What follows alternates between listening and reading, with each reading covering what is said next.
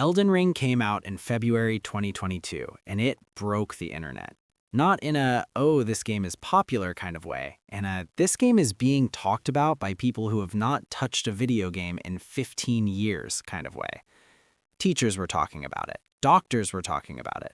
People who thought Dark Souls was a cooking show were suddenly asking their friends what a grace site was. That does not happen with video games. That almost never happens. And now it is 2026, 4 years later, and the question worth asking is whether Elden Ring actually deserved all of that, or whether it was the biggest case of collective hype in gaming history. The answer is more complicated than you probably expect. To understand what Elden Ring did, you have to understand what it was walking into. From Software had already built a loyal and slightly terrifying fanbase through Dark Souls, Bloodborne, and Sekiro. These were games known for being punishing, cryptic, and deeply rewarding for the people willing to push through them. But they were also games that a huge portion of the gaming world had written off as not for me. Too hard, too confusing, too much. Elden Ring was From Software's answer to all of that, and they did not answer by making the game easier. They answered by making the world bigger. The first thing that hits you when you step into the lands between is the scale. You come over a hill early in the game and you see Stormvale Castle sitting in the distance, storm clouds hanging above it, and for a moment you just stop moving. Not because the game told you to, because something in your brain registers that you are looking at a place with real weight to it. The world design in Elden Ring is genuinely one of the best ever put into a video game. Every region feels distinct. Limgrave has this golden, melancholy openness to it. Caelid is diseased and decaying and looks like someone infected in Nightmare. Lindell is a crumbling golden city that used to be the center of everything and now just feels like a monument to how badly things went wrong. And then there are the underground areas, the Siofra River, Nokron, the Ainsel River, these hidden worlds beneath the world that most players stumble into by accident and then just stand there completely speechless for a full minute. The exploration in this game is built on genuine discovery. There is no quest marker telling you where to go. There is no arrow on the minimap pointing you toward the next interesting thing. You find things by wandering, by falling through floors, by following a suspicious-looking path that leads somewhere the game never mentioned. And the density of what you find is extraordinary. Caves, catacombs, everjails, hidden dungeons, secret boss arenas, entire underground civilizations. The world is stuffed with content in a way that never feels repetitive because every location has its own visual identity and its own reason for existing in the lore. The lore itself is one of the most ambitious storytelling experiments in gaming. George R.R. Martin co-wrote the mythology of the Lands Between, and From Software built a game world around it. The result is a story you have to actively pursue. Nobody sits you down and explains what the Elden Ring is or why it's shattered or what the greater will actually wants. You piece it together through item descriptions, environmental details, NPC dialogue, and a lot of reading between the lines. The main characters, Marika, Godfrey, Radagon, Renala, Melania, Rykard, have histories and relationships and betrayals that are genuinely compelling once you start pulling the threads, but the game never holds your hand. If you want the story, you have to want it badly enough to go looking for it. For some people, that is the most rewarding experience gaming has to offer. For others, it is genuinely frustrating. Both reactions are completely valid. The characters you meet as an actual player walking through the world, the NPCs with their own questlines, are where the storytelling gets really interesting. Ronnie the Witch has one of the most elaborate and rewarding questlines in any open-world game ever made, and most players miss huge chunks of it on their first playthrough. Alexander the Iron Fist is a giant pot who is genuinely more likable than most main characters in games with massive story budgets. Millicent's questline is quiet and tragic and hits harder than it has any right to. These are not main story characters, they're optional, and they are better written than the leading characters in games that cost twice as much to make. The combat is where things get personal.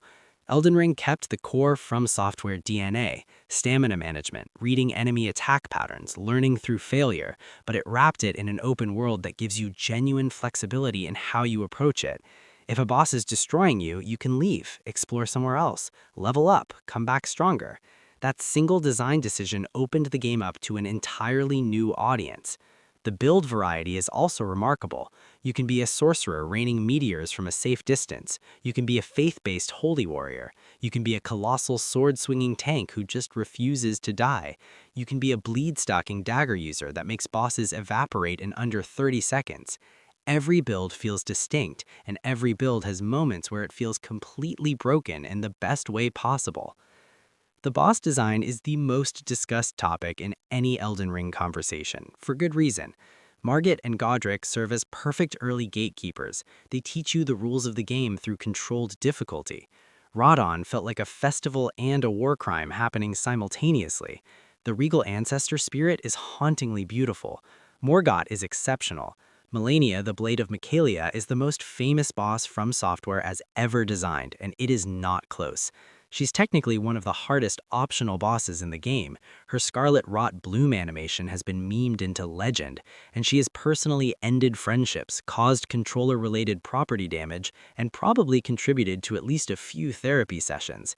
The Elden Beast as a final boss is more divisive. Some players find it frustrating, some find it appropriately epic. That debate has not been settled 4 years later and probably never will be. From a technical standpoint, Elden Ring had a rough PC launch in 2022. Frame rate issues, stuttering, performance issues that should not have existed for a game of that profile. Console versions ran better, but still had noticeable frame drops in certain areas.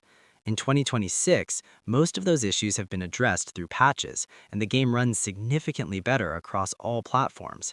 Playing it now on current hardware is a noticeably smoother experience than it was at launch, and it makes certain areas that were technically irritating feel the way they were clearly intended to feel. The art direction has aged extremely well. Because From Software built the world on strong artistic foundations rather than pure graphical fidelity, it doesn't have the problems some contemporaries do where the visuals feel dated just a few years later. The Lands Between still looks beautiful because it was designed with intentionality, not just polygon count. The music deserves more attention than it usually gets in Elden Ring discussions. Yuko Kitamura, Takasa Sagi, and several collaborators created a score that is genuinely exceptional. The boss themes are the obvious highlight. Melania's theme is melancholy and almost gentle considering she is about to humiliate you for the 47th time. But the ambient music throughout the open world does something quiet and important. It makes the silence feel meaningful. There are stretches of the Lands Between where almost no music plays at all, just wind and distant sounds, and that restraint makes the moments where the score does kick in land with real impact. The replay value is legitimately high, and not just because the game is long. Different builds create genuinely different experiences. A sorcerer playthrough and a strength build playthrough feel like different games in key moments. The multiplayer systems, co-op summoning, PvP invasions, the ability to leave messages for other players added a layer of community that made the early days of Elden Ring feel almost like a shared cultural event. Finding a helpful message before a hidden trap, getting invaded right before a boss door, summoning someone for a brutal fight and then sending them off with a bow. These small social moments contributed enormously to why the game felt alive in a way that single-player games rarely do. The weaknesses are real and worth being honest about. The legacy dungeons, Stormvale, Raya Lucaria, Volcano Manor are genuinely outstanding, but the smaller repeat dungeons scattered across the open world suffer from clear reuse of assets and enemy types.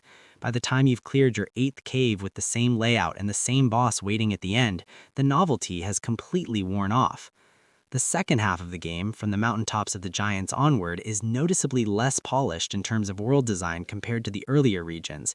The final stretch before the Elden Beast feels rushed in a way the rest of the game doesn't. The network and multiplayer systems were inconsistent at launch, and while they improved, they never quite reached the smoothness the experience deserved. And the NPC quest lines, as brilliant as some of them are so easy to accidentally break or miss entirely that a first-time player without a guide will almost certainly not see them properly. That's by design on From Software's part, but it is a legitimate criticism. Standing here in 2026 and looking back at what Elden Ring actually accomplished is a strange exercise. The game won Game of the Year in 2022 almost unanimously. It sold numbers that nobody predicted for a From Software title. It brought an entirely new generation of players into a style of game they had previously written off. It influenced open-world design in ways that are visible in games released years after it. The conversation around difficulty in games, what fair means, what challenge means, what accessibility means, Elden Ring intensified that debate in ways that are still being felt in how games are designed and discussed today. Does it still matter in 2026? Yes, without qualification. Not because it's nostalgic and not because of what it meant culturally at launch. It still matters because the core experience, exploring a vast, handcrafted, densely detailed world with no map markers and no tutorials, and complete freedom to go wherever your curiosity takes you, is still genuinely rare. Most open-world games in 2026 still follow the Ubisoft blueprint of icons and checklists and guided experiences. The lands between still feels like a place that exists independent of your presence in it. That quality doesn't age. The rating sits comfortably and honestly at 4.5 out of 5.